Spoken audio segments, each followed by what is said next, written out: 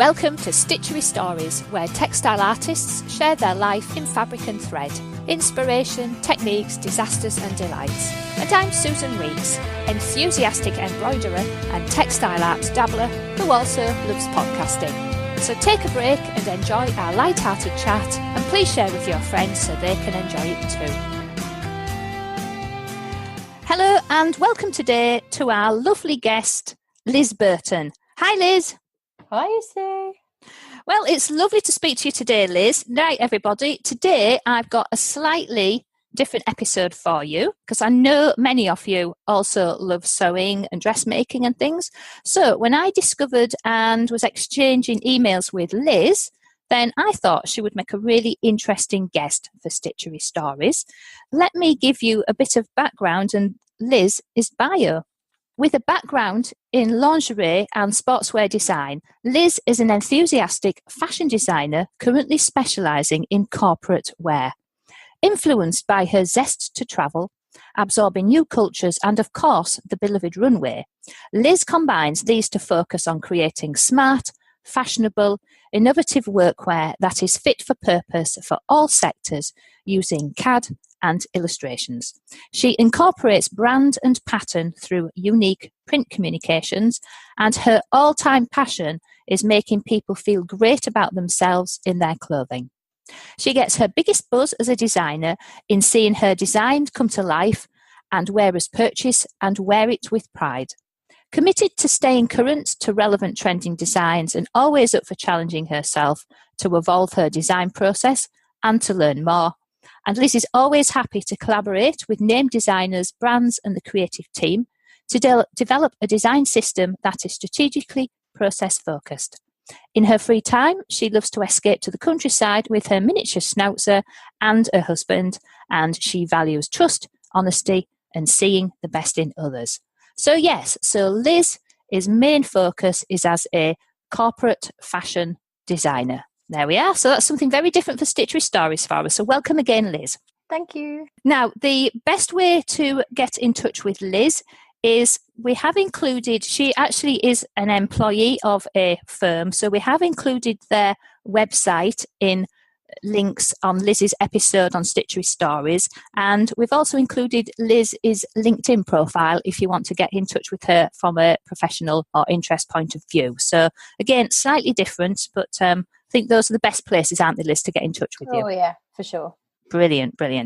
Right then, first of all, as we kind of start to get to know a bit about Liz and her corporate fashion, would you like to share with us what you're working on and what's got you excited, Liz? Oh, so at the moment we've got loads of projects on the go with existing customers. Obviously, Christmas is on the go, so we've got promotion pieces coming through for many of our customers. And we've also got tenders, which is working on a competition to win new businesses. So for corporate customers at the moment, we have such a wide variety. I think we've got over 30 customers at the moment, from Costa Coffee, Marks and Spencer's, Virgin Atlantic, the RBS Group. Crikey, we've got quite a lot. Yeah, that is a lot. So obviously your company is that's its main focus is corporate. Yeah, uniforms. Yeah, bespoke, always uniforms. Because I was just having a bit of a laugh with Liz before, and I'm sure these two stories will come crawling out at some point. But as I was thinking about the way Liz is calling it corporate fashion and those lists of clients, yes, it's very much fashion. My two experiences of I'll call them workwear was when I was a chambermaid and when I worked at Nissan, the car maker. So those stories will come creeping out at some point, I'm sure, as how not to design workwear. The do's and the don'ts, for sure. Very important. Oh dear. So when we were talking about this, I thought, that's actually really interesting about some of the processes and so on that would go on behind designing workwear and all of it's not just how it looks, is it? The functionality side of it is crucial. How it fits. And to be honest, some of the wearers, well, most of them are so emotive as well. I mean, if you buy your own clothes, you have a big choice in the process of actually choosing and selecting your actual outfit. But for your uniform, you have to really please everybody, and such a variety of employees work for the companies to please everybody, or at least get something they'd like.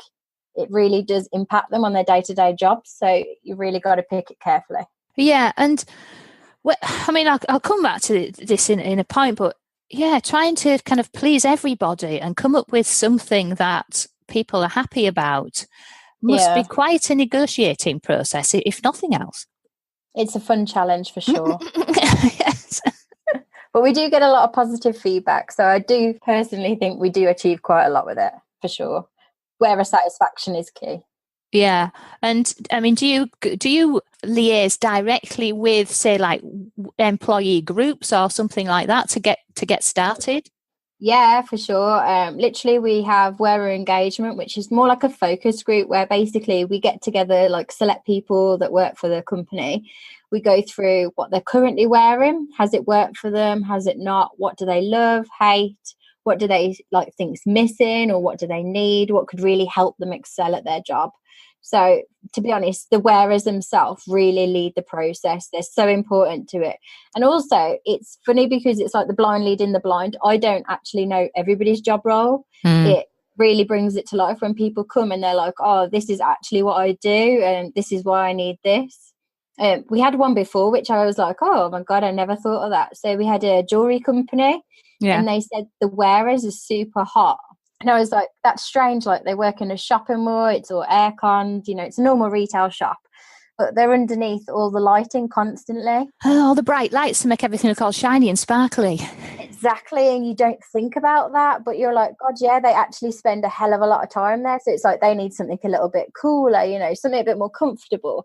So it's loads of little tricks to the trade that you kind of learn when you get the inside intel from the wearers themselves. Yes, that must be tremendously interesting, actually. You couldn't even make it up. The stuff, the mind boggles. There's so many little tricks and trades to people's job roles and things you don't even know that they need to do the job. Like even like like holiday resorts, they've got like pool testing kits in their pocket, things like that. And off the top of your head, who knows how big a pool testing kit is? Yeah. So, it's got to fit in the pocket and it's got to be accurate for it. It's not going to drop out. You don't want to break the equipment. There's so many things. Yeah. Never a dull moment, that's for sure. No, that's nice. It sounds really, really interesting. Oh, I'm so glad you're on here chatting. Oh, this is going to be a challenge, isn't it, to get all this done in our alleged 30 minutes. Yeah. So, Liz, how did you actually get interested in fashion design and then latterly into corporate fashion? How did that happen? To be honest, I was one of those straying kids from a very young age. So I always knew exactly what I wanted to do. I was obsessed with I will be a designer, and luckily my parents, bless them, always believed in it. So they really supportive through university, college, all of that. But at a really young age, I actually used to do ballet and tap dance. Yeah. And my mum, bless her, used to make my costumes for the shows. They happened every 2 years, and she made all of the costumes for me from scratch. And there were some really crazy ones in there. So I was like a river dancer at one. I had a little jester's outfit for like the Hunchback of Notre Dame with bells everywhere. Jasmine from Aladdin. There was another one where I was like a plate from Beauty and the Beast that glue in the dark. And a glow in the dark plate. With a little bow in the hair and tapping shoes. Yeah, I mean, she had some good challenges there. And also for some of them, I mean, I used to have to sit in the like costume. There'd be a cushion stuffed down the front and she'd be sewing the sequins on by hand, making sure she didn't stab me so the cushion would be in there. So to be honest, it's always been around. My mum's really good on the machine. She's recently learned how to knit as well. Right. Always been design. I couldn't think of doing anything else, to be honest. Yeah, no, that's really lovely. So, when you were a small child, did you used to make things with bits of fabric and things, dolls' clothes and stuff? Yeah, I was always designing outfits for the Barbies rather than actually playing with them. Yeah, no, I had Barbie. I had all sorts. My mum actually, my one of my young nieces has got it all now. She knitted loads of these fab outfits for. Oh, wow! It's like a kind of a tiny Tia's size doll, that kind of size. Yeah. I had one of those, and of course they were all, when she was knitting these, it was all the early 70s, and then we found this like bag of all these knitters, like gold Lurex jumpsuits and all this stuff. They're really fab, and I said to my nieces, right, because another set of nieces have already had those, and then the two younger ones have got them now. And I was kind of, right, don't ever give those away. When you've done with them, actually, I'll have them back. Yeah, pride and joy when you make something, though. Your reaction is so different to when you've bought it. Oh, totally. Yeah. So these are now kind of like, wow, these are fab now, like 40 years later. Family heirlooms. Yes. Oh, dear. Oh, really? That's brilliant. So what got you into corporate fashion then? Well, to be honest, I left uni and I got a job straight away at a sportswear company where I designed football and rugby kits. It was a lot of fun, but I'm not particularly a sports person myself, so I really was a bit clueless to the rules of football and that kind of thing. Yeah. Then I swiftly moved into a high street retailer, designing lingerie, nightwear and swimwear. Right. And I did prints, graphics, as well as actual garments. And then I saw the job for a corporate company, and it's also based in Birmingham. And I thought, do you know what? I've never, ever tried formal wear. Be something different. Why not give it a go? Yeah. And then, to be honest, formal wear is not exactly what you think as in like suited and booted. I mean, some of them are like the high class banks and things like that, and the airlines. But so many of them now are going like real athleisure. There's such a sporting influence, more like a casual, comfy look. So it's really everything, to be honest. I thought, it'll just be tailoring, I'll learn a few tricks of the trade. Yeah. But really, it's a lot broader than what you'd ever think, anything and everything, whatever the customer would want. So whether it's like hoodies or waterproof jackets or like a blazer, shirts, jumpers, gilets, reversible jackets, you name it. Wow, yes. Yeah, so it's not just, a suit kind of thing then, is it? Or no, wow. And also as well, we do a lot of ethical wear for obviously our customers with ethical wearers. So they get a wardrobe within it, whether it's like hijabs or saris. But I mean, it's diverse. We literally have customers wearing it worldwide. So there's something for everybody in there for sure. Wow. So that is a really varied set of experiences really then, isn't it? You learn a lot in a short amount of time, that's for sure. Yeah. Crazy. Yes, now that sounds like a very good answer there. What you say then, Liz, is I'm sure there's lots of aspects, but can you think of the most important aspect that you like to cover when designing corporate clothing? To be honest, it's a bit of a mixture of three things. It's the wearer themselves, who's wearing it. Is it men, ladies, what age range, what size range, demographic, where are they based? Yeah. What's their job? What are they doing? Is it physical? Are they just looking pretty? Are they serving people? What specifically do they need for it? And then the other thing, which is creeping up more and more really strong within companies, is the branding. Right. Branding is key. Everybody then recognizes it. It's the brand awareness. Who are we? So the wearer, the job role and branding really have to be considered right from the beginning. And then you build into it trends, new styles, what season, things like that to really like lift it and actually add in the fashion element. Yeah. And that's when you can play with your fabrics, your layering, your colours as well. Obviously, all of our colours have to be brand specific. Yeah. So that's a little bit of a holdback when you think of it as in fashion, as in trends. But it's like, how do you use the colours? Do you use it in a patterned shirt? Do you use it as an ombre? What's the highlight? What's the actual dominant colour? So it's loads of aspects from that, but always back to wearer's job role and brand. So important. Yeah, I was just saying that I've got to get this one in. When I was the chambermaid outfit I used to wear. So when I was 16, 17, as a Saturday job, I used to be a chambermaid, right, for Post House Hotels, Trust House Forte, and our outfit was just absolutely hideous. It was this overall, which like a V-neck, and the zip, it was zipped through. The zip started at the point where your bra starts, so it was a really deep V-neck. The zip went all the way down to your groin, and then there was a few inches of seam, and then it was this big, wide, inverted pleat, and it was supposed to be quite long, this, but I'm quite tall, so it just skimmed my knees, and then we were supposed to wear tights. Well, I'm sorry, but when you're making 30 beds, 20-odd beds a day, and it's hot, you don't want to be wearing tights. So I was a naughty rebel. I used to wear pop socks, knee-length tights. They were vile, and every time you used to bend over to to do anything, anybody in front of you could see right down the front of your top, or just all the way down. They could see your underwear, your pants, your bra, everything. It was absolutely horrendous. Why anybody? Oh, it was shocking. You know, and you'd be in a room and a guest had come in and you're making a bed and they're just like, just see straight down your top. It was dreadful. Crikey. Yeah, we don't do any of that. Nobody, I think, had actually bothered to chat to a chambermaid to say, well, how do you make beds? What are you doing in this outfit? You know, are you hot, etc. Oh, give me nightmares. And still haunts you to this day, but it's funny because it is emotive. You still remember it.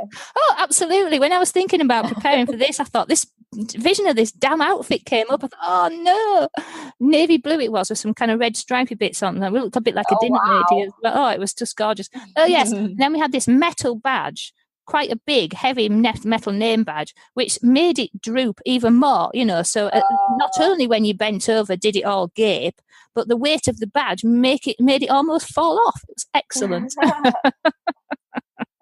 Oh dear. So to avoid things like that then, do you think, Liz, you could talk us through the key steps that you follow through when you're designing your corporate clothing? You must have kind of a process or some key steps that you would go through, So normally it starts off with a focus group of getting the wearers together and just getting some general feedback and kind of an idea of, do they want it formal, do they want it casual, what kind of styling. Then we kind of look at trends that are relevant to them. So if it's an active job, we'll look at more sports kind of trends at the moment for men and for ladies. And either styling details, things like that, or different fits, different shapes of the garments.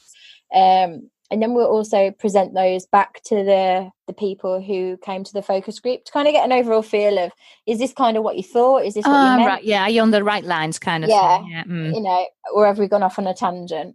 And then we can kind of together, you know, okay it, and then we'll actually develop them into designs for them in their branding colours. And then we'll kind of do some illustrations to say, oh, this is how you guys could look all together, like a couple of men and ladies.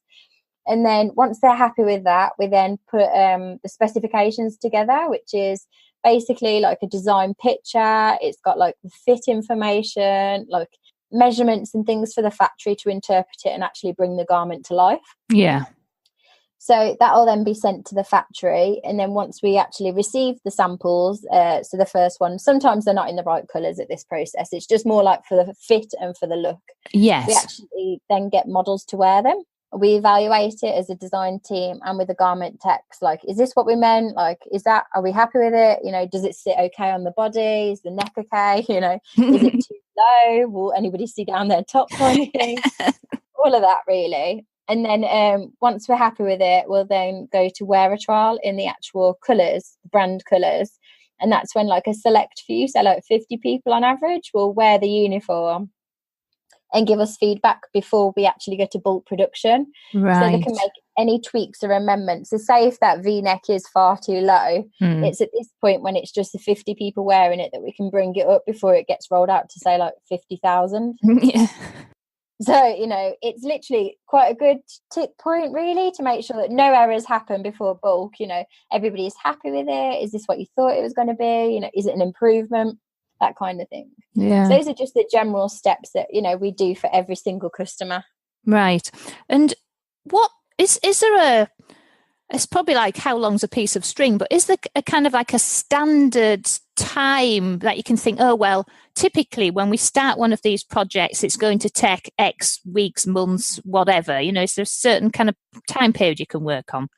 Oh, do you know what? It can be as quick or as long as the customer wants it. It really is. If people are like, do you know what? Yes, let's go for it. Get on with it, yeah. It can be done in like a few months going on. But if it's literally, you know, oh, I don't know, or what about this or about that, which obviously design always is because everybody's got an opinion when it comes to clothing and fashion. Yeah. It can roll on. But to be honest, generally, a year and a half, average. Yeah. A year and a half, right. Yeah. Oh, that's interesting. If you think about it as well, the uniforms that we design will normally last 2 to 5 years. Right, yes. So even though they're inspired by fashion trends and things, they're not like, oh, this last minute trend and things like that, because they'll actually age and date and, you know, nobody will be want to wearing it next season. So has to last a good amount of time, in a sense, for it to not age and look outdated very soon. Because also, if you've got like, say, 50 branches and they're all across Europe, it doesn't always necessarily mean that you want to roll them out exactly at the same time. So people might want to wear things at different times depending upon the branch, anniversaries, you know. Ah, right, yes. There's so many different factors to put into, but to be honest, anything that's ever workable for a customer, always take on a good challenge. Yeah. I know obviously you're talking different corporate brands and stuff here, but is there any particular project you could possibly anonymise or sanitise that you thought kind of just went on forever, or one that was just a really, really short deadline we thought, hang on, this is never going to happen in that short time period? Do those kind of things crop up as well? Do you know what? We have quite a few banking sector customers, and it's quite funny because some of them can take a long time and others are like, literally, I want it tomorrow. Yeah. So it's funny because when it's the same sector, you imagine that they all work exactly the same. But the beauty of the company I work for is because we do bespoke uniform, we answer to whatever the customer's needs is. So if you want to take a long time and make sure that everything's absolutely perfect, we can. But if you want to just do it, you know, make an impact, make a difference, have a new bold colour palette or anything like that, we can also do that. Right. You know, it's quite a win-win circumstance for that. But every customer, even though like we've got 30 odd, every single one's so different. Yeah. So it's constantly like different projects, even though it's always corporate clothing. It really is never a dull moment. Now, you mentioned there, obviously, things like when you're thinking about somebody's particular job, and I should imagine fabric selection and fabric development for, it must be an absolute speciality all in itself. How would you go about that, Liz? Well, we luckily do have a little fabric specialist team, but we also have a fabric library with tried and tested fabrics from all of our existing customers, to be honest. But we also have a little Bible, the testing manual.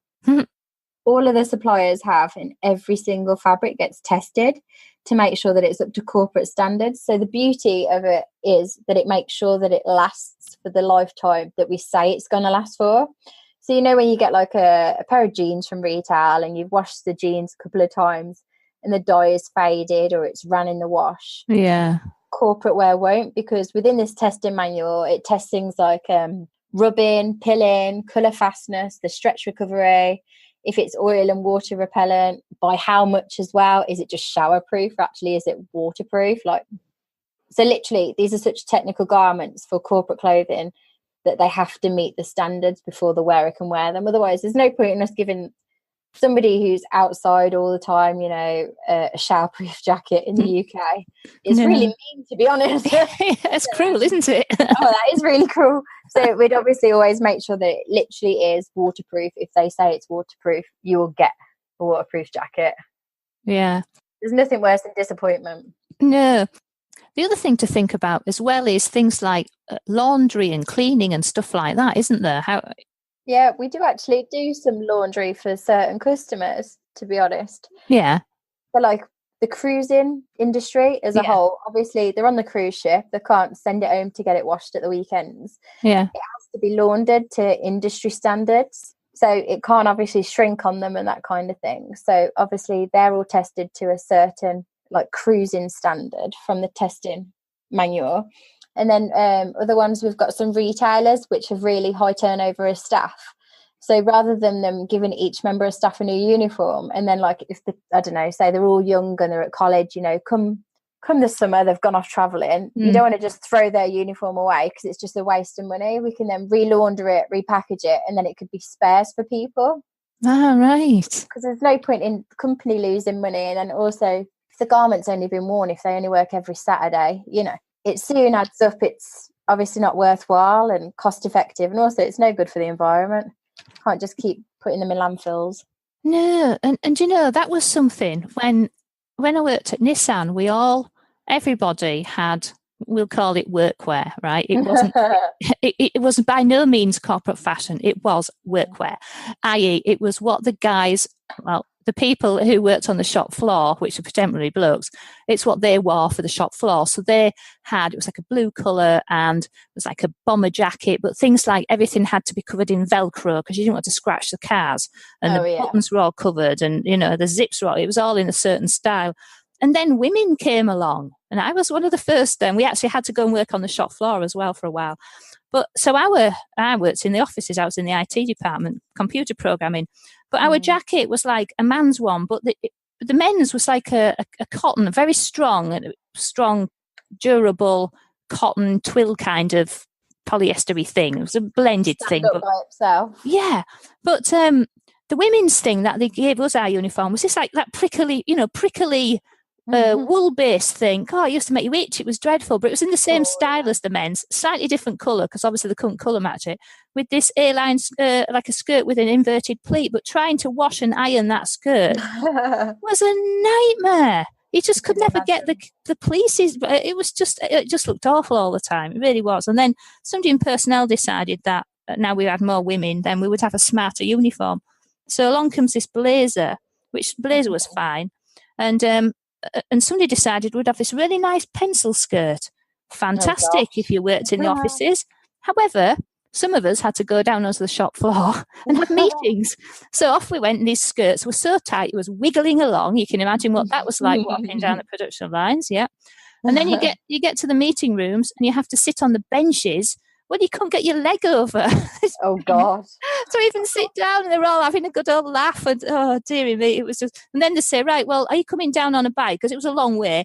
No, I can't ride a bike with this skirt on. It's impossible. You'll have to send a car up for me. Oh, honestly, Liz, it went through about 3 or 4 iterations while I was there. It was just, oh, dearie me, you would have died. It's hard to get it right, though, I tell you. You have to really understand the job role. Yes, I think they just talked to the girls in personnel, do you know what I mean? And then actually thought about the fact that there were women who actually, horror of horrors, went down on the shop floor sometimes. Oh dear, yeah. So I always think about that. And we used to go down to workwear and go and see Irene, and she'd give us some more, But you're talking about, when people left, it was always like, what do we do with this uniform? Because I used to think, well, we'd better unpick the names, so nobody knows who it was, and then. I think I did chuck it out to the charity shop. We kind of but everyone knew it was Nissan's uniform. And I thought, well, should we be doing that anyway? Because then somebody could get that and go and pretend to be a Nissan employee. It's like, what? Health and safety. How things have moved on. Oh, yeah. There is a lot of that. Even down to things like shirts and blouses. Sometimes you see you'd put a pattern in there, wouldn't you? Is that part of your design as well? You would design, say, pattern shirts or stuff like that? Yeah, we always do the windings first, and then the actual shirting all comes in the right pattern, whatever it is. We do even like scarves, ties, socks. All right. The whole shebang, yeah, everything. Brilliant. In terms then of your fashion design career, what would you say has been the kind of high point of your journey so far, Liz? Have you got any particular that stand out? Mm-hmm. So there's a couple, to be fair. Like, it's always a real good buzz to see your designs going down the production lines and the factories. Yeah. It's pretty amazing when you see them made, in such big quantities. Also, just a cheeky little one is purchasing some retail garments that I designed and were made from shops, and then I give them to my family and friends for Christmas presents. What else do you do? Is And then another one was at this company I've been able to work with Jeff Banks, the Savile Row designer. Yeah. And it's been really fun, to be fair, because I learned so much from him. And obviously he's high-end tailoring, specialising mainly in menswear, but he does do women's too. And it's good in the sense you really do learn such a versatile amount of skills. And I worked on catwalks with him, fit sessions, from designing to customer presentations. It just adds a different element to it as well sometimes, It's always fun when you meet, design celebs and that kind of thing. I've met Gokawam before at my previous company. And all right, yes. Henry Holland when I was at uni, and Jimmy Choo as well was the founder of the footwear course. So it's always quite cool to learn their stories as well, you know, what they think have been their highs and lows in their careers and what they've kind of learned, and you can kind of take away from it as well. So Yeah, made a good impact for sure. brilliant. And the nice thing about that is it's like anything, isn't it? It's being able to speak to these people. They are real people, and, you know, and get behind their persona, as it were. And you say, pick the brains and learn as well. So that's brilliant. That, yeah. And having those kind of working collaborations is always, it's gold dust, isn't it? You can't. Oh yeah. Yeah, you can't get anything better than that kind of experience from people. So it's really rewarding in itself, really, when you see everything come together, and you know, it's just quite a cool feeling. Yeah, brilliant. Now, the other thing is, I'm quite glad you're here talking about fashion, because, and we kind of touched on it a bit before, but I keep hearing about sustainable fashion, but really, I have to say, I don't have a clue what that actually means. So, you know, do you want to kind of share with us, from your perspective, Liz, what do you think, what is sustainable fashion?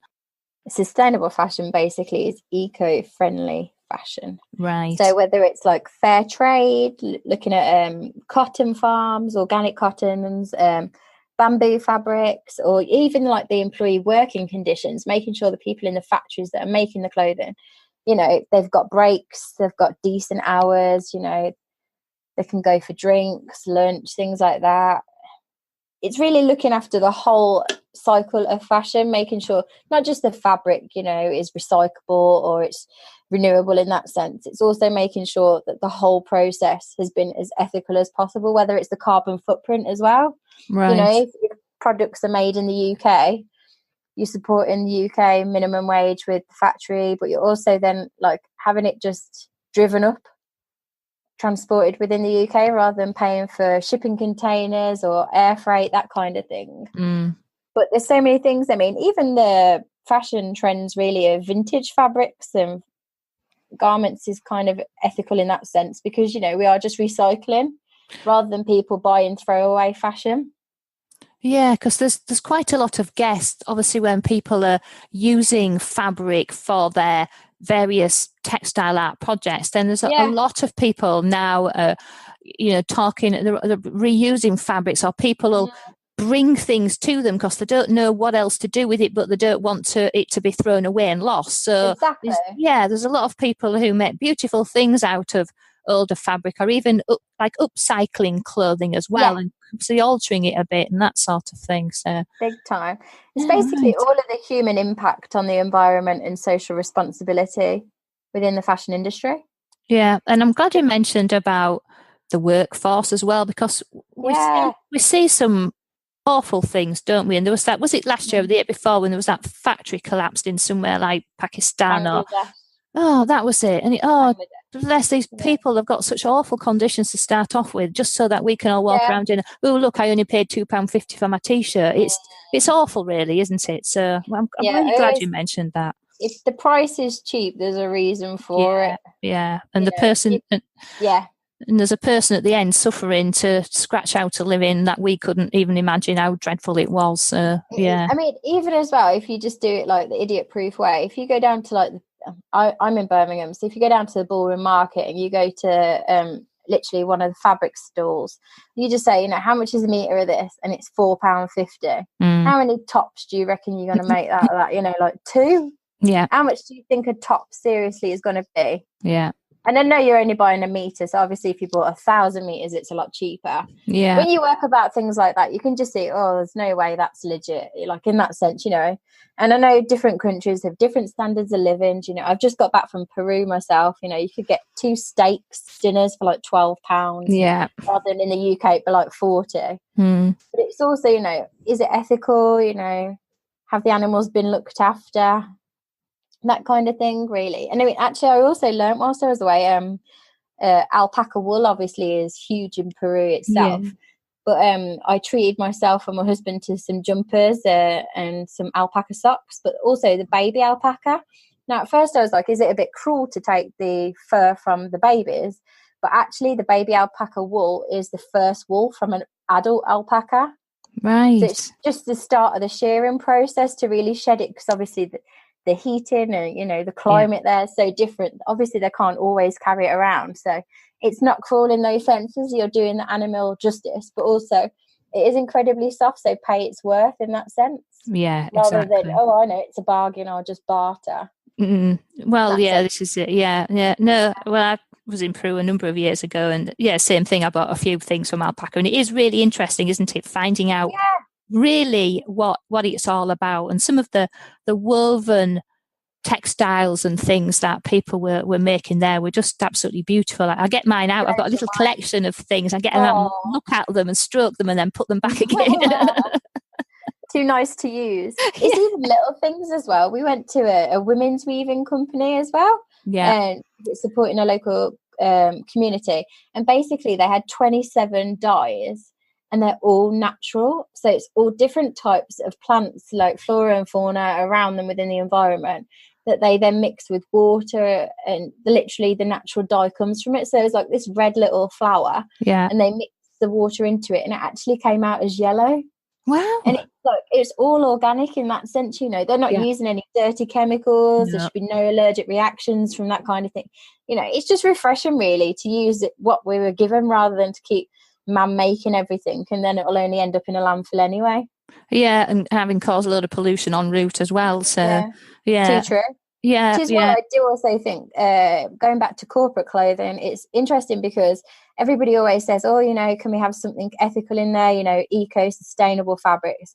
But actually, if you had a really good wardrobe and had it last for 5 years, isn't that even doing it justice in itself? Because, you know, how many people wear the same clothes that they chose from retail for 5 years solid? Yeah.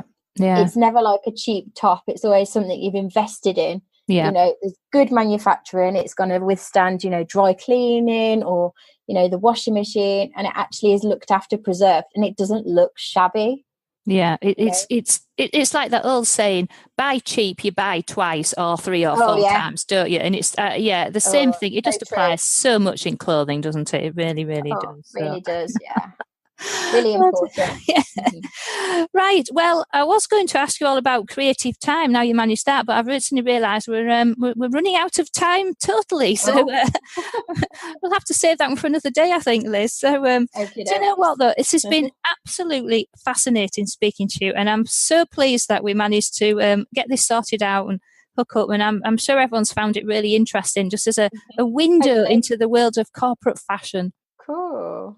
Hopefully, yeah, fingers crossed. Yeah, no, it's been really, really interesting. So everybody go and say you can check out Liz with her LinkedIn profile, and then you can go and check out the company. And we've got some quite nice photos as well that Liz has shared of some of the projects she's been working on as well. So you'll see those on Liz's episode of Stitchery Stories too. With that being said, I wish you all to have a very lovely week. And thank you so much, Liz. It's been brilliant talking to you. No worries. Thank you for having me. It's been a pleasure. If you liked this episode and want to hear more, then please join the Stitchery Stories fan club so you can get an email when a new episode is released. It's a quick and easy way of listening and of keeping up with any news and offers from our lovely guests. Please visit stitcherystories.com to join the fan club. Of course, if you have iTunes, then subscribe there to automatically get new episodes. And why not leave us a review and rating whilst you are there? So that is the end of our Stitchery story for today. So keep stitching, keep smiling, and keep creating your very own Stitchery stories.